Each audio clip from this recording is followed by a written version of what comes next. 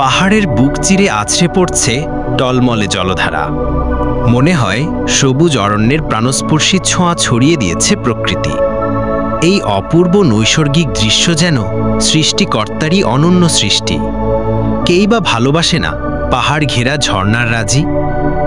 হিমশীতল জলের ধারায় শরীর মন ছুঁয়ে যায়, আর আনন্দে ভিজে যেতে মন চায়। কিন্তু প্রকৃতি প্রেমীদের মনে প্রশ্ন জাগতেই পারে, এই ঝর্ণার সৃষ্টি হলো কিভাবে?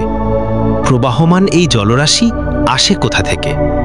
কৌতূহলী মন জানতে চায়, আর সেই প্রশ্নের উত্তর পাওয়া যায় কোরআন ও বিজ্ঞানের আলোচনায়। আল্লাহ তাআলা পবিত্র কোরআনের সূরা বাকারার ৬০ নম্বর আয়াতে বলেছেন, আর যখন মুসা তার সম্প্রদায়ের জন্য পানির প্রার্থনা করেছিলেন, তখন আমি বলেছিলাম, তোমার লাঠি দ্বারা পাথরে আঘাত করো। তখনই সেখান থেকে ১২টি ঝর্ণা প্রবাহিত হল। প্রত্যেক গোত্র তাদের পানীয় স্থান চিনে নিল।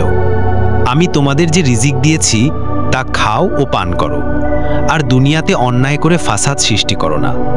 সূরা বাকারা আয়াত ৬০। বৈজ্ঞানিক দিক থেকে আমরা জানি বৃষ্টির পানি মাটির নিচে চলে যায়। পাহাড়ের নিচের স্তর শক্ত শিলা দ্বারা গঠিত থাকে। বৃষ্টির পানি উপরিভাগ থেকে নেমে শিলাস্তলে পৌঁছালে আর নিচে নামতে পারে না, কারণ পানি শিলা ভেদ করতে পারে না। তখন সেই পানি শিলাস্তরের ঢাল বেয়ে পাশের দিকে যেতে থাকে। যখন পাহাড়ের একপাশে মাটির ফাঁক পায়, সেখান দিয়ে ফেটে বেরিয়ে সৃষ্টি হয় ঝর্ণা। এই পানি ক্রমে পড়তে পড়তে মাটি সরে গিয়ে নিচে শুধু পাথর থাকে। তাই দেখবেন প্রায় সব ঝর্ণার গোড়ায় পাথরই ভরপুর। তবে পাহাড়ের উপরিভাগে ঝর্ণা হলে সেখানে বেশি পানি জমে না, ফলে কয়েকদিন পরই পানি শুকিয়ে যায়। অনেকের মনে প্রশ্ন আসে, ঝর্ণা আর জলপ্রপাত কি একই জিনিস? আসলে না।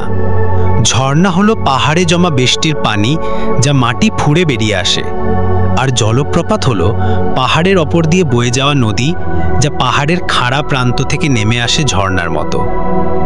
বাংলাদেশে বর্ষাকালে ঝর্ণাগুলো পূর্ণ যৌবনে থাকে।